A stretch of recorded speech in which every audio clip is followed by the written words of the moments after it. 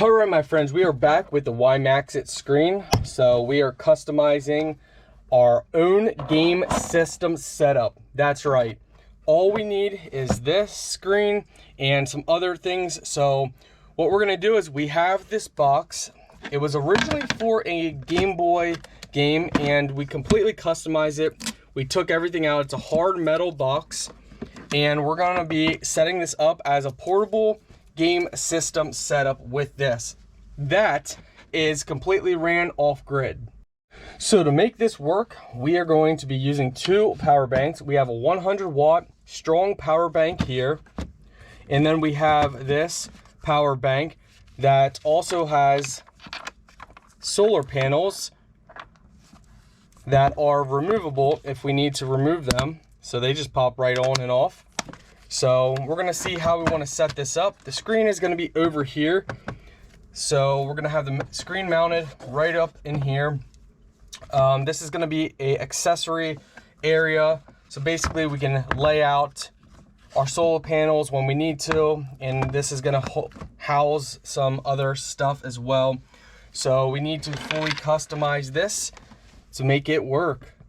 So for this to work, what we need to do is we got to make sure everything is set up before. So we need to make sure that our cables are going to work how we want it. So as you guys can see, that's not going to work. So we're going to put it this way and run our cables down in here. We might end up getting a smaller cable. We'll have to see. So we actually may not need this power bank. We'll set up another solar type setup. We might even just install a panel that's a Type-C panel on top here. That way when it's closed, it's charging. So that will be pretty cool if we set it up that way. And this will give us some more room down in here.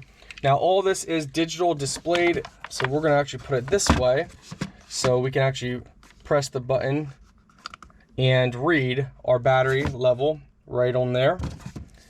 So maybe set it evenly just so it's more clean looking.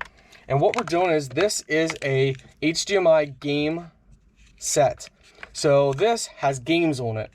And all we need to do is plug this into our screen. However, our screen doesn't have a large HDMI port.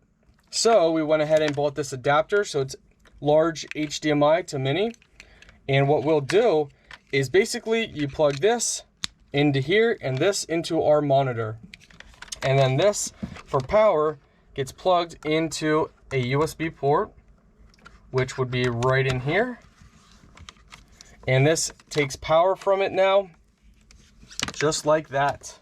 And with this power bank we can press the button to turn everything on, and we can also press the button to turn everything off, so that way nothing's drawing power when it's not supposed to be drawing power. We make sure we have ultimate power. We're doing Type-C to Type-C, so we're just going to place our Type-C cable right in here, and this is going to give our monitor some good old power. As you guys can see right here, that gives our monitor power. Okay, so it looks like we had it plugged into the wrong one. We went ahead and plugged it into the second one, and now the screen's staying on. So we're gonna go ahead and keep playing with this for a little bit. But we now got the screen set up and the game is set up and everything's running how it's supposed to be running. So we know it works. So let's go ahead if we can power this off. Okay, so we know powering everything off, it powers it off, except it came back on. So we may have to,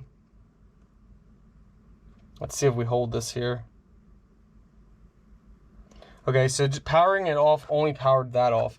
We're gonna have to hook up a Type-C switch onto this, or we could leave room and just disconnect. We'll have to see. All right, instead of drilling, we are using double-sided tape for the back of our monitor.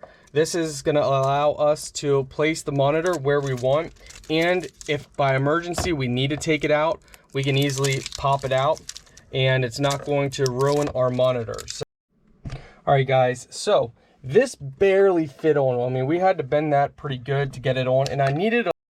All right, so I needed a little gap here to up the volume or brightness. I forget what that button is. There is a head jack over here as well.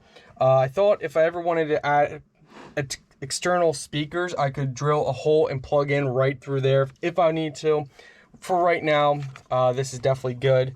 So we got everything set up here that we need. And now we just got to plug in the power for the monitor. These cables are way too long, so I'm definitely going to invest in shorter cables. As far as this cable, this one shouldn't be too hard to get in for the power. Well, I mean, I guess that's pretty tight as well. All right, guys, we are done. Well, we're done as far as we got the screen on, got everything set up with the power bank. Obviously, we still got some more stuff we want to do in here, but for the most part, we're done.